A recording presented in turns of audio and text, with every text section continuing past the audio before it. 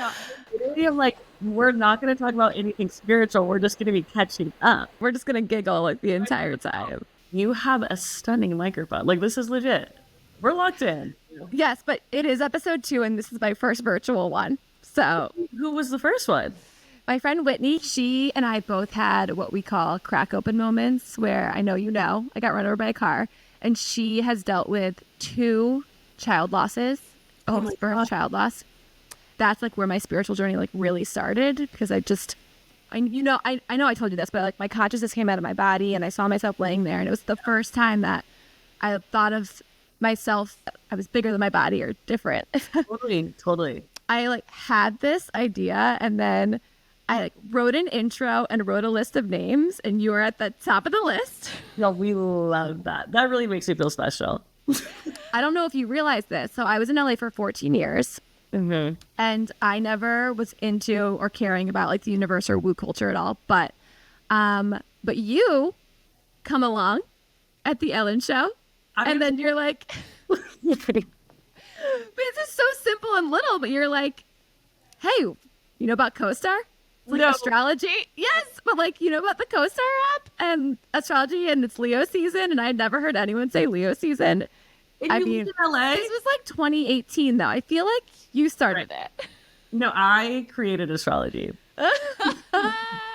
I love that. I had no idea. I know. If you're listening and do not know what CoStar is an app that charts you by your birthday and your place of birth and your time of birth, does up your whole astrology chart, and then you link up with friends and partners, lovers, sure, and it shows you whether or not you are compatible with each other. And compatible is relative. Sure. Yeah. There's smiley faces, there's sad faces. Ooh, and the sad ones are dark. Yeah. So, of course, I'm like, beep, bop, boop, getting into my whole thing. And then I make my husband do it. And we are 100% compatible. And I don't think you understand still how big of a deal it is. That's crazy. I screenshotted it immediately and sent it to you. And this is, again, 2018. And you were like, yep, never seen anything like it. Mm-hmm. And then I dated someone a couple years later, and we were 100% compatible, too. You were. Henry. What happened? CoStar was wrong? Me and Henry might circle back, but right now it's I was wondering if you were going to. Okay. So everything in my life was rooting for Henry. Yeah. Mm-hmm. Okay. Henry, if you're watching this, I'm going to text you tonight. And if I do text you tonight, now you know why. Oh my gosh. Okay, so let's talk about you and astrology overall. And when did it start? Did you just grow up with it? Is it in your family? Did you all talk about it? Totally. Okay, so also I was thinking about this podcast. I was like, I feel like I'm just going to be saying I don't know a lot, like about how I actually feel and what I believe. Sure. Because I'm just open to evolving and going. I'm like a plastic bag in the wind. Like I will take it all in wherever. But my mom is very religious. She's a Christian. So like I wasn't allowed to like read Harry Potter. Like I remember like Twilight, all of that. She was like demonic, and I still like think most things are very demonic. And like I remember there was a Harry Potter book that fell out of my backpack, and my mom was like, "What is this? Like this is demon shit. Everyone's going to hell. Like this is bad. Don't bring it in the house." Like spiraling. So I was sheltered from a lot of things. And then I had a friend who got really into it, and she was like, "No, like I know you're a Leo. We always joke about how much of a Leo you are, but like there's layers to this." And I was like, "Okay, girl, like that's demonic." Like just really just block it all out. I'm a Texas girl at the end of the day. And so she introduced me to it, and we were very compatible. And I don't know, I just started getting really into it. It's like it kind of is like a cheat code. Like now that I'm older and have understood my faith a little bit more, it's like fun to see how both kind of like interact and, you know, make sense for me. And I know that to some people that sounds crazy, like my mom. But yeah, I don't know. It happened organically. And I did find out later I have OCD. So maybe that's like one of my things I fixate on. No idea. But I just got like really obsessed, and it's just, there's always so much to learn when you're like diving into it. So yeah, I like it, but I'm definitely not an expert. I don't claim that. I see the patterns and I respect the balance, you know? Mm-hmm. Sure. In the substance. Are you using it in your quote unquote chaotic dating life? Right. Right.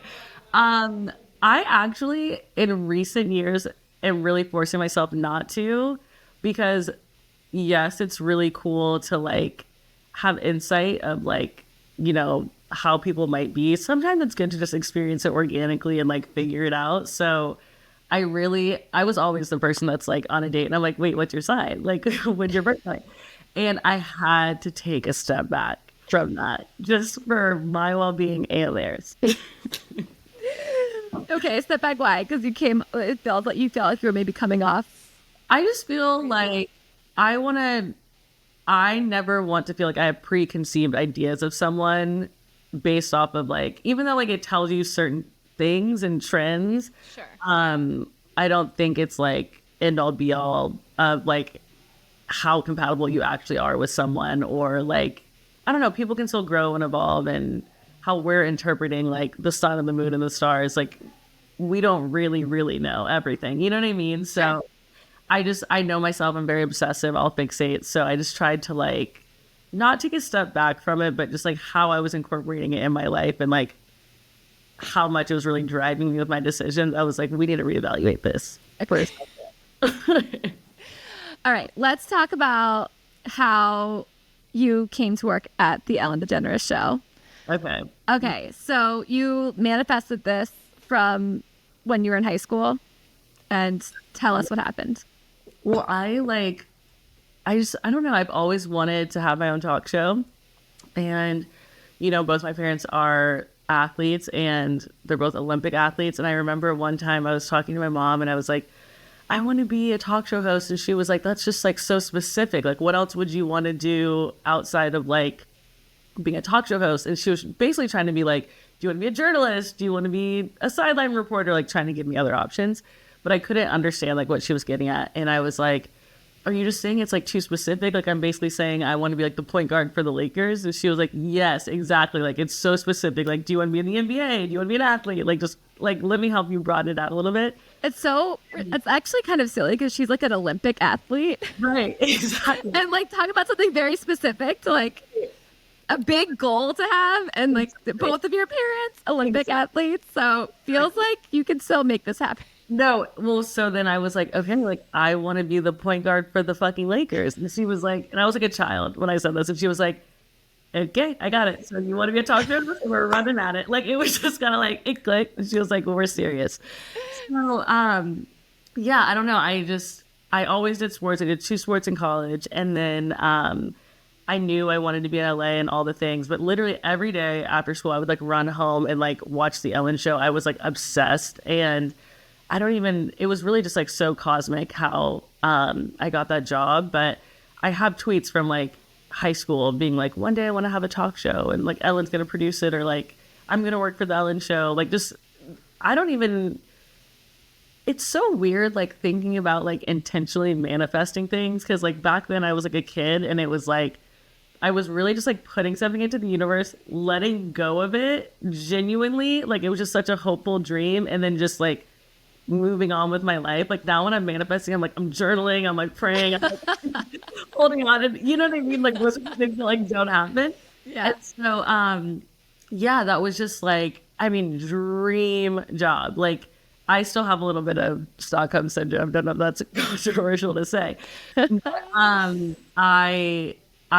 I'm really proud of like a lot of the stuff that I did there. And it's one of those things where it's like the younger version of myself would just think I'm like the fucking coolest ever. And that is like the best feeling. You know what I mean?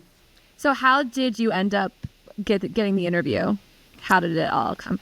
It's just, this is a big thing I'm working on this year. Just like not forcing things. Like I love to force something. I love to force a hang, a friendship, like a joke, anything. You are in good company, Sierra. I mean, safe space. This is but I honestly was like in the restroom. Okay, I was working at Dr. Phil's production company. No, I'm like, we're really getting to the specifics.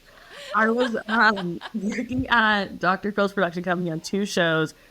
For me personally, I'm not going to say it was a toxic work environment. It was a toxic environment for me and my friends. And it was just like, I was like, I gotta find a new job. But like, you know how it is, like, you're in a stressful environment. It's like, you're just trying to make it through the day, and then like the applying, and then it takes so long, and it's just a defeat, like whatever. And one day I was in the restroom, and I was like on LinkedIn, and it was like associate producer, easy apply. And I just like applied, and it was another one of those things of just like doing something and like not thinking about it. Like, I'm like, this is a fucking Ellen show. Like, they're never going to see it. And it's just funny reflecting, because like, this is not my personality to like not obsess. Do you know what I mean? And so it was just like a flippant like thing. I applied and I forgot about it. And then like a couple weeks later, they reached out and they were like, hey, let's talk. And then I had my first interview with Daniel Leary, who ended up being my boss. And we got on the Zoom just like today, and he couldn't hear me. And he was like, and I was like, this is crazy.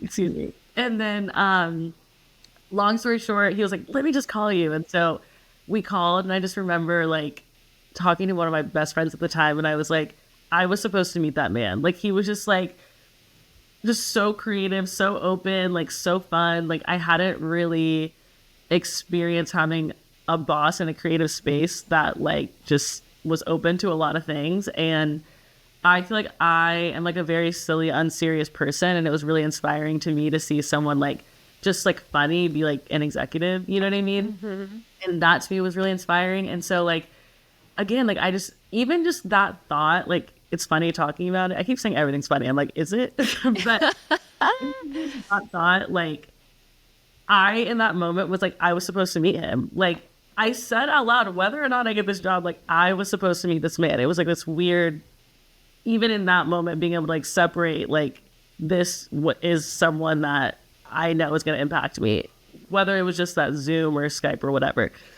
And so, yeah, like I came in, and I remember I called off sick one day at work, which was like crazy. Like, no one ever did that. And then that day they were like, hey, can you come in for an interview? And I was like, wait, that's insane. I've like never called in sick. I was working from home still. And then I came in like sick to my interview. Sorry, I got anyone out sick. And then, yeah, they offered me the job, and I don't know. I just felt like you and Cheryl, like there was just so many people that I met that I was like, even like Mackenzie Brown, like I was just like, these are all impactful relationships. And like, I could just tell in the moment. And so, yeah, it's really cool what happens when I guess you don't force things and just see where the wind blows you, babe. I mean, I felt the same way about Daniel. He interviewed me too. And he was just, it was like electric immediately. Yeah. Just great connection. So fun. We were laughing. Yeah. We realized both of us had our wedding dates on July 5th. Crazy. That is one of my favorite stories. Crazy. And Lena Waithe came to mind instead of his. And I'm always like, no, literally, I was like, oh, tea. Like, I was like, no, I'm obsessed with that story. Me too. It just really makes me. I love it. But okay, so now we were both meant to be at Ellen, and now in retrospect, as we reflect and look back on it, how do you feel about that experience? You know what? Like I said, I still have, I'm like, this is the part you need to clip. No, I'm kidding. I feel so proud to have worked there, and I'm a person of empathy. You know, I know a lot of people have said, like, obviously there's a toxic work environment. I unfortunately have worked in environments that I found to be more toxic than that. I think that's like the nature of TV a little bit. So, which is like, it shouldn't be toxic, period. But like I said, I still have some Stockholm syndrome. Like, I have wanted to work with her, for her in any way since I was like a kid. And I'm so proud to have done that, and to have done it at like such an early age, and to also be like, wow, like that's not even like the coolest, biggest thing I'm going to do. And like to know how much weight it still holds, and to think that about the rest of my career is really exciting. And yeah, I don't know, even just like her being a woman and like a queer woman, like there was so many like really inspiring takeaways from it. I'm like really PR trained. You are doing a phenomenal job. Oh my God, thank you, thank you. No, I don't know. I feel like I was forced from an early age to. My parents used to call me like "We Are the World" Sierra. Like I lead with empathy. I always want to see things from everyone's perspective, and she did build something. And a lot of executives did build something that is like truly amazing, and I'm really proud to be a part of it. It's like, does the ends justify the means all the time? Maybe not, but I am still really proud. I don't know. Is that bad? No, Right. I feel the same way. I mean, no coincidences. We're all supposed to be there. Right. Were we supposed to grow and learn from it? Right. A lot. Everyone was. Yeah. And like, Every single person was. The executive producers were. Ellen was. We were. Everyone was supposed to learn from that experience. And I think that we all did learn something about ourselves.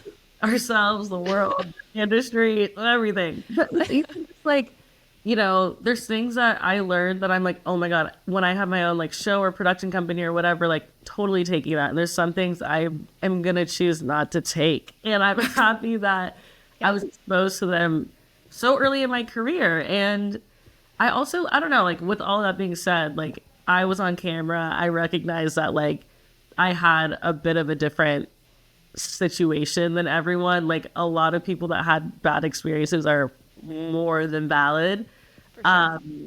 So I see that too. But yeah, it's something that I always wanted. And there was just no way I wasn't going to be, there was no way I was going to walk away from that experience and not make it something I was proud of. Like, do you know what I mean? Like it just felt like such a blessing. And I felt so lucky to be there. Like there was no way I was not going to be proud of having that on my resume. Like it's just something I wanted so badly. Yeah.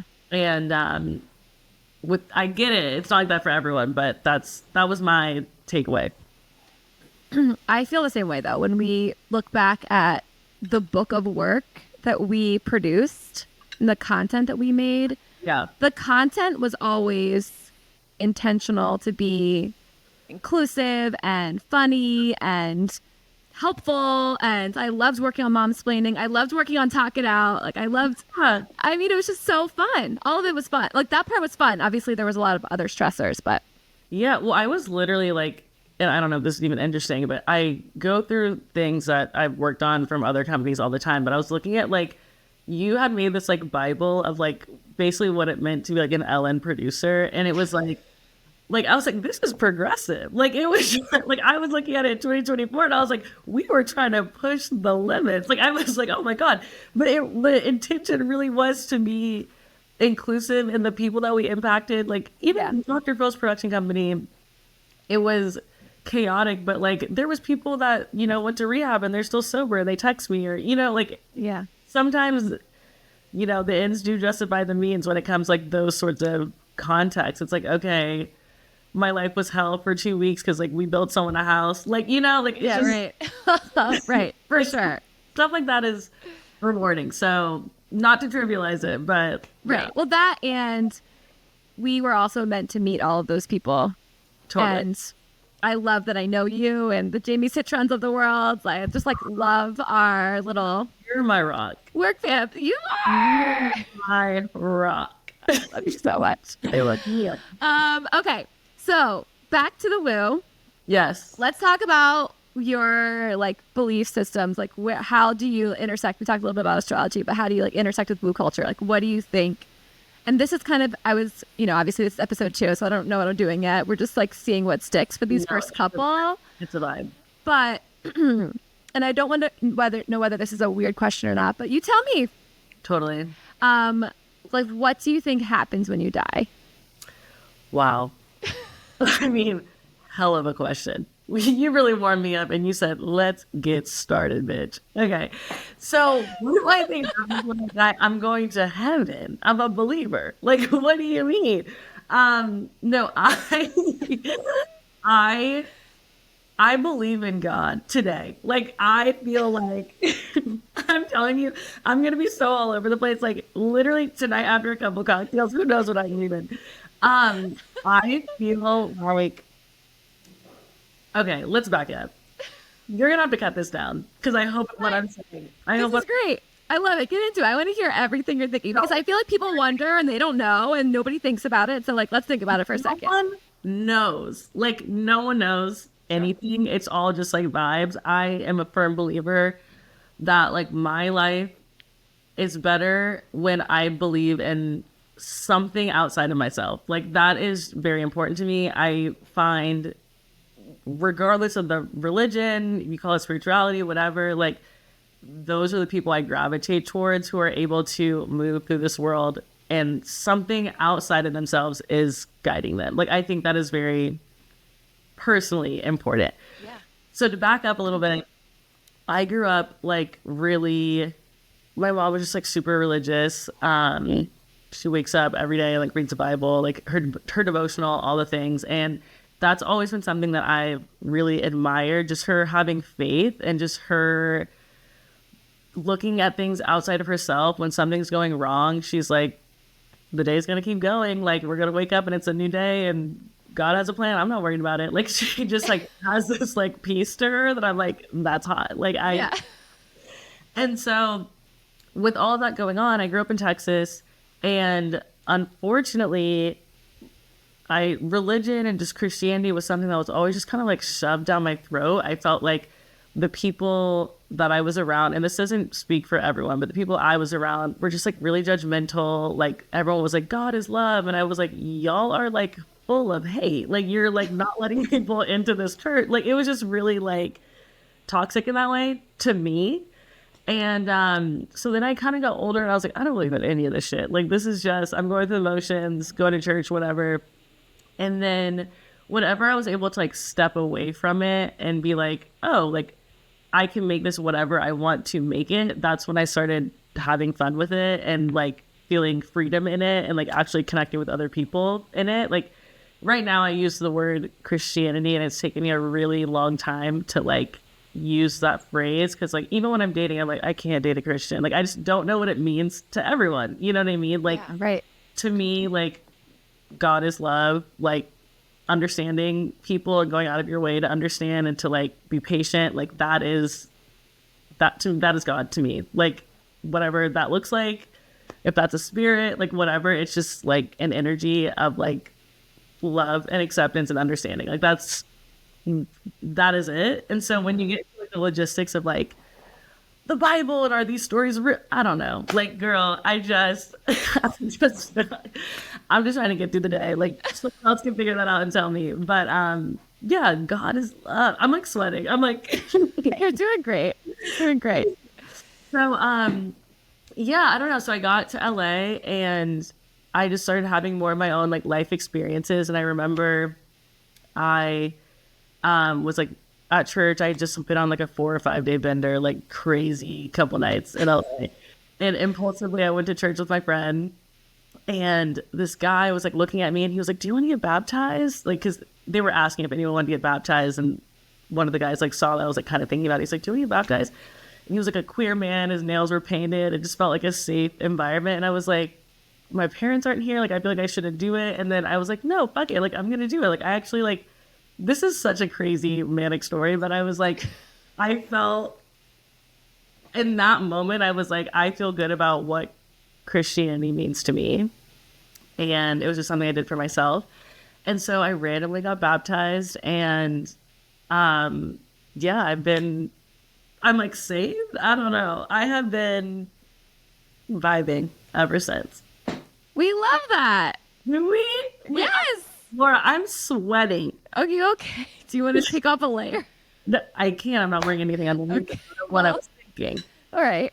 I think the nerves and the anxiety comes from like, I don't think I'm a people pleaser, but I want people to always feel comfortable and to always feel safe. And so then I don't know. I'm always just thinking about my impact, like the words that I have. And I never want like to make anyone feel isolated or to make anyone feel like I have this belief and that's going to make me think something differently about them. You know what I mean? And so, because that's me projecting. I've had a lot of those feelings personally about other people or vice versa. Mm-hmm. So yeah, I don't know. I understand like the impact of words and I am able to remove like regardless of what my intention is, like how people perceive certain things based on their own traumas and stuff. And that's why I love these conversations, but like they have to be had in a safe space. Yes. You know what I mean? 100%. Well, it's very vulnerable. This is a vulnerable, like, what happens. Like, this is like, what is your deepest, darkest belief? We're cutting through the noise. Like, literally. But I think, like, yeah, back to your question, that was a long way. Yeah, right now, today, I'm like, yeah, I believe that, like, you know, you go to heaven. I don't think hell is like this fiery, crazy place. It's like, this is probably hell. It's just like more of this, or I don't know what it is. And so, yeah, I guess that right now that's what I believe. But like I said, I think I've had so many people be like, so if I don't believe in God, like I'm not going to heaven. And, you know, like to me, my version of God is like what I described earlier. Yeah. And like, if that is who you are, I think that's so beautiful. Your energy goes wherever the energies go that align with that.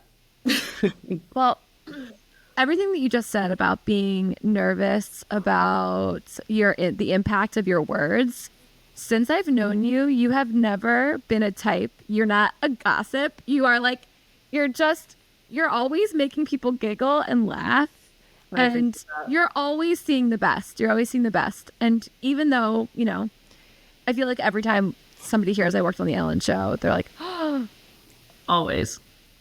Well, they're getting some tea today. But it's high level light tea. You know what I mean? We're not, because also I don't have any ill feelings to anybody that was there. Right. You know, everybody made choices there, and that's their choices. So they're going to live with their choices. I'd live with mine. Totally. I feel like I wasn't always my best self there, but I also feel like I also feel so happy that I had that experience, and it taught me so much. Yeah. Well, do you believe everything happens for a reason? Yeah. Right. I do too. It's like, I don't know why. You're like, duh. Well, because I got run over by a car. Right. And you would say like, oh my gosh, like that's so awful. But it was the best thing that ever happened to me. I know. Well, it's funny because I had this conversation with some people at work, and then I had this conversation with that guy last night.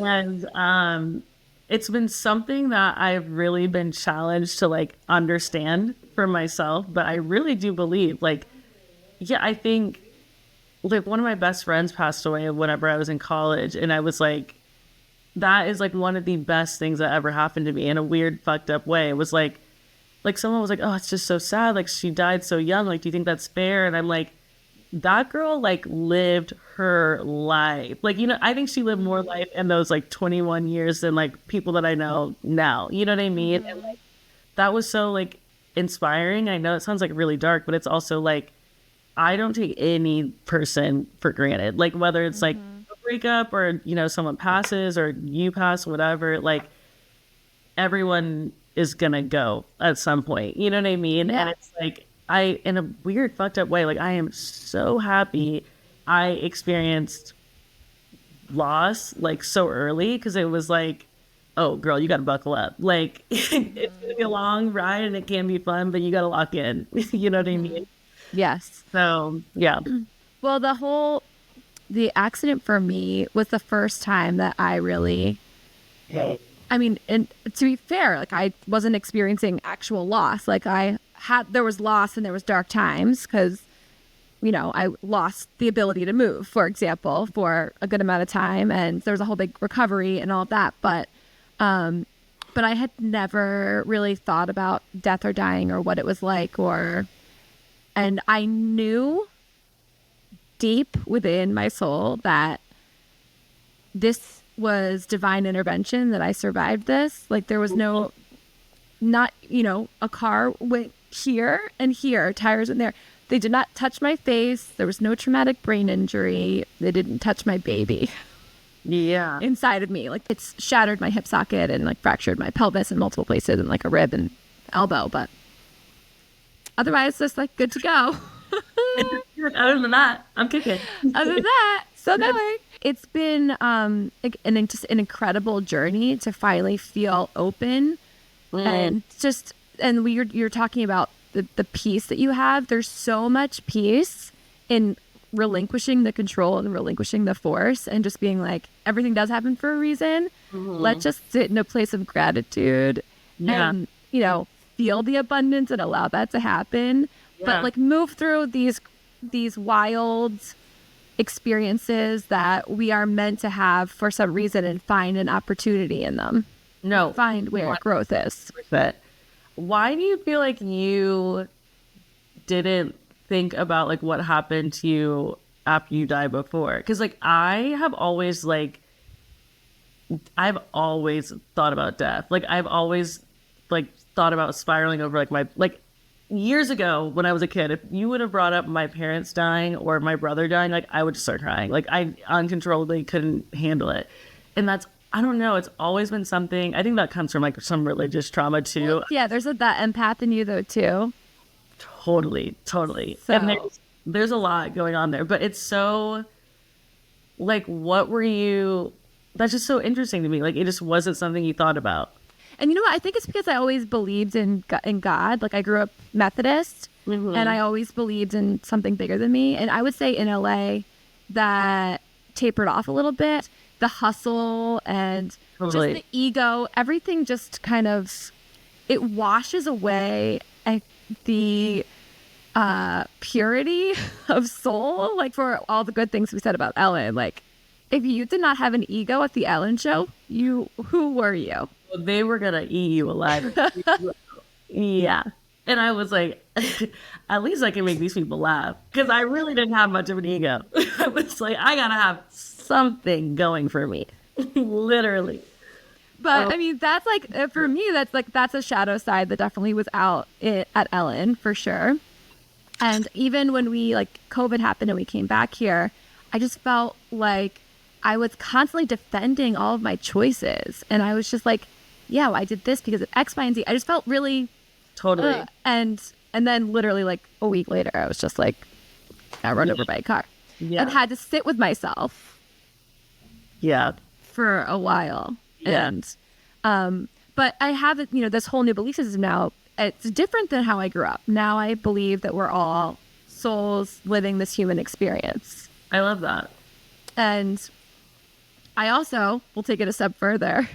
Think that when we die, we go home and we, do our own review of our life without judging ourselves. And then we are like, oh, I have all these lessons to still learn. We're going to come back and do it again. And all these people in my soul family, we're going to play different roles and help each other learn lessons in a different time. I'm like, well, that's beautiful.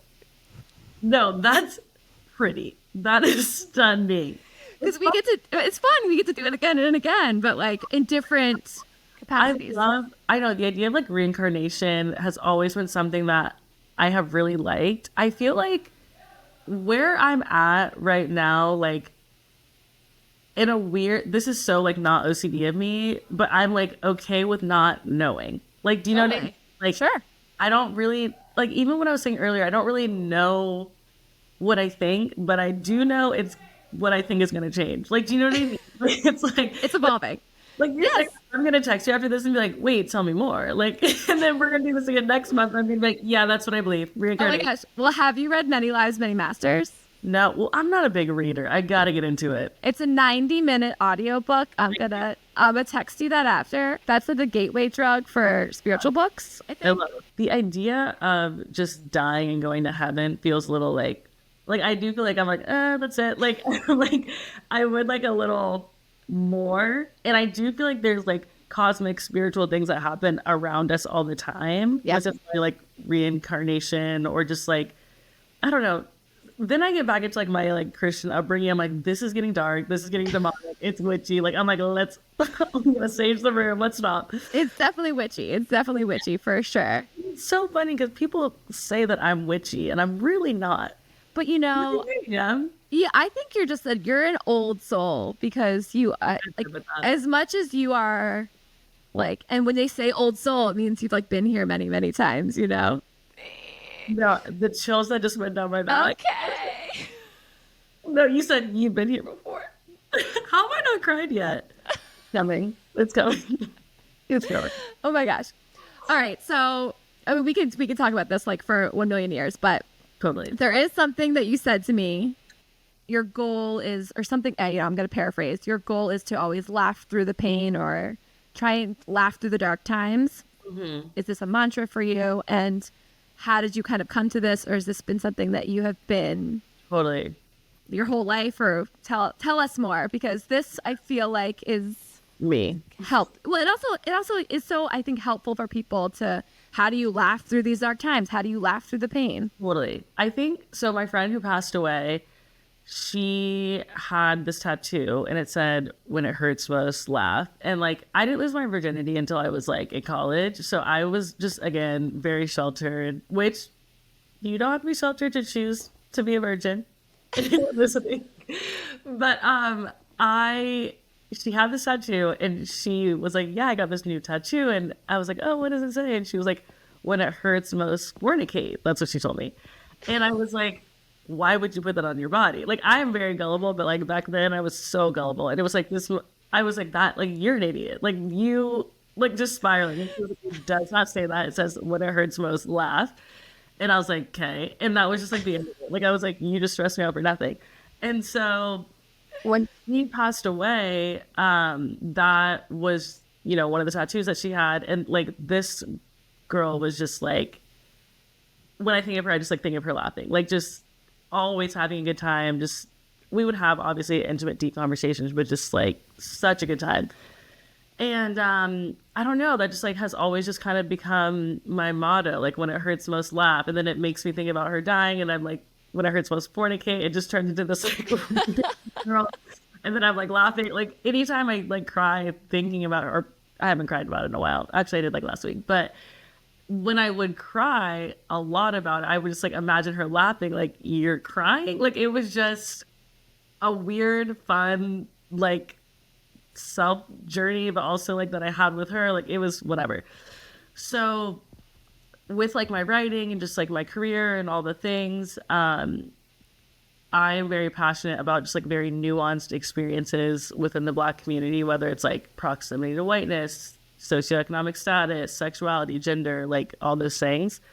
And I have found that some of these really hard, difficult conversations, like the only way people can even like digest them is through like having a little something to laugh about along the way, or, you know, questioning why they were laughing later or whatever it is. And that, I don't know, that's just been like the foundation of who I am now. Like, I just think that, I don't want to say life isn't that serious, but like, it's really not. And everyone is experiencing hard things and traumatic things, whether it's our health, parents' health, financial stuff. Like, I don't know, like, we just got to find a way to like laugh about something, like, you know what I mean? And so, yeah, that's just, I'm so thankful for her, and like to even have that. Like, when she was here, I didn't appreciate or understand the weight of that saying, you know what I mean? And it was just like such a silly little thing.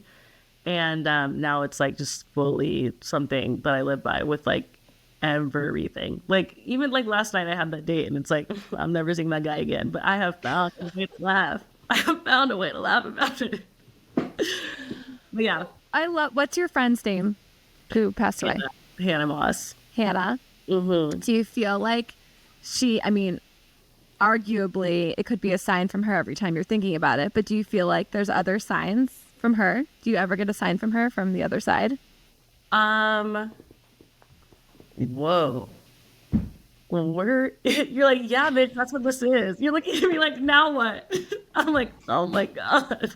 It's almost over. No. That one just like, I just felt like I wanted to see if you like, if you felt like you like, I don't know. No, you're like, have you talked to your dead friend? No, I'm kidding. I'm fucking with you. Yeah, I think it's funny that you said that, because I haven't thought about this in a long time, but for some reason when I see like orange and blue together, which is really weird that I decided to wear this, I think that's why I started freaking out, that would remind me of her. And like, I don't know, like I remember I ran track at UT and there would be like random times where like the sky would be blue and like the like orange from like UT Orange or like the Trapped or something, like I would see like just orange and blue. She had like a watch that she would always wear with those colors, and she loved those colors. And so I don't know if it's like, it's weird because she has like 2 siblings and like parents, like so many people loved her. So like, this is going to sound really crazy, but like when you go to like a funeral and you see how many people show up for someone, how much someone meant, I'm like, it's hard for me to think like she would be like giving me a sign of like in comparison, like all of these people around her, you know what I mean? And I know she was like one of my best friends, and like my dad was like the pallbearer at her funeral, like really close to our family. But yeah, I don't know. That's a weird thing that I haven't like fully thought about, but I love that. There is blue in the photo behind you. Just saying. In your frame, you got orange and blue. Oh, and there's blue there. Okay. I'm scared. Oh my gosh. I'm not going to sleep tonight. Sierra. Thank you so much for opening up. I mean, do you want to keep going? It's been 44 minutes. It's been not long. Yes. Yeah. I'm like, that's all you have for me?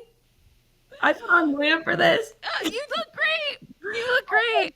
No, I'm kidding. If you're really done, we totally can be done. I'm loving this. Do you love it? Do you think people will care? I think that people will care because I think these are interesting conversations on their own. Yeah. Especially when you start getting people, like, it is so vulnerable to like talk about things that like people are actually interested in. I think there's going to be something there. I think it's so fun. It's so fun. What do you think happens when you die? You gotta do that. You gotta. Is that the question I'm gonna ask everyone? I think maybe I should. I think you have to have one that you ask everyone. Yeah. Yeah, I think what do you think happens when you die? That's a good one. What a conversation, Sierra. I feel revived. Dude. I'm like, I need a nap. No, I know. I'm like, I need a tequila. I'm bad. Okay, I'm done. I love you. I love you so much. Thank you.